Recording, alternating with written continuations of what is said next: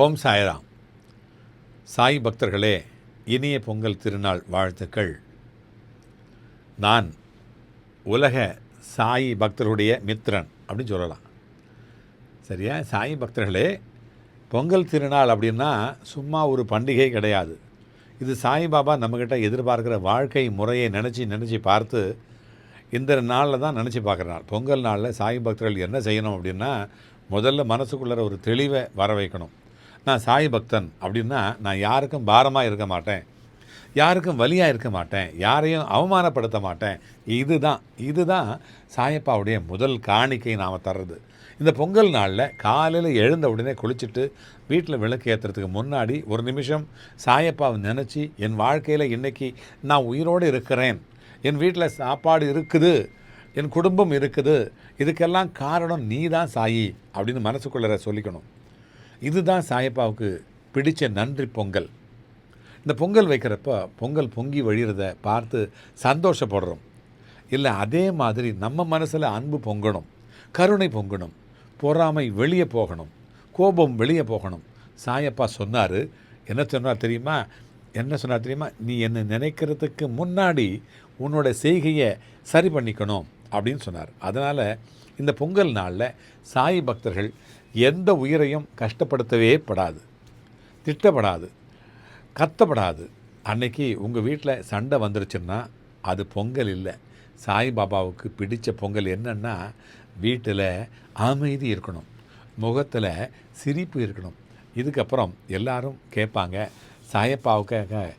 சாய்பாபாவுக்காக என்ன செய்யணும்னு கேட்பாங்க. சாய்பாபாவுக்கு தனியாக எதுவும் செய்ய தேவையில்லை. அவர் உங்கள் கையில் இருந்து, உங்களோட கையில் இருந்து ஒரு உயிருக்கு நல்லது நடக்கணும் அப்படின்னு தான் எதிர்பார்க்குறார். இந்த பொங்கல் நாளில் ஒரு மனுஷனுக்கு சாப்பாடு கொடுத்தா அது சாயப்பாவுக்கு நேராக கொடுத்த மாதிரி. ஒரு நாய்க்கு பிஸ்கட் போட்டால், ஒரு பசுவுக்கு புல்லை கொடுத்தா, ஒரு ஏழைக்கு உதவி செஞ்சால் அதுதான் சாயப்பாவுக்கு முன்னாடி ஆரத்தி காட்டுற மாதிரி. சாயப்பாவுக்கு பெரிய பெரிய பூஜை வேணாம், பெரிய பெரிய வார்த்தையெல்லாம் வேண்டாம். சின்ன சின்ன நல்ல செயல்கள் போதும். பொங்கல் நாளில் சாய் பக்தர்கள் இன்னொரு விஷயம் கண்டிப்பாக செய்யணும். மன்னிப்பு. யாரோ ஒருத்தர் நம்மளை காயப்படுத்தி இருப்பாங்க, நாம் யாரையோ காயப்படுத்தியிருப்போம். பொங்கல் நாளில் மனசுக்குள்ளே சொல்லிக்கணும், இன்றைக்கு முதல் நான் வெறுப்பை சுமக்கவே மாட்டேன். இதுதான் சாயப்பாவுக்கு ரொம்ப பிடிச்ச தீர்மானம். சாயப்பா எப்போவுமே சொன்னது ஒன்று தான், உன்னுடைய வாழ்க்கையை நீ நேர்மையோடு வாழ், உன்னால் முடிஞ்ச நல்லது செய், கடவுளை தேடாத, மனுஷனை தேடு, அங்கே நான் இருப்பேன், அந்த நல்ல மனுஷனுடைய இதயத்தில் நான் இருப்பேன். அதனால் சாய் பக்தர்களே, இந்த பொங்கல் நாளில் வீட்டில் மட்டும் பொங்கல் பொங்காதீங்க, உங்கள் வாழ்க்கையில் நல்ல எண்ணம் பொங்கணும், நல்ல பேச்சு பொங்கட்டும், நல்ல செயல் பொங்கட்டும். அப்படி பொங்கிச்சுன்னா இந்த பொங்கல் ஒரு நாளோட பண்டிகை இல்லை, உங்கள் வாழ்க்கை முழுக்க நடக்கிற ஒரு திருநாள் ஆகும். சரியா? சாயப்பா நம்ம கூட நடந்து வருவார், வழித்துணையாக வருவார்.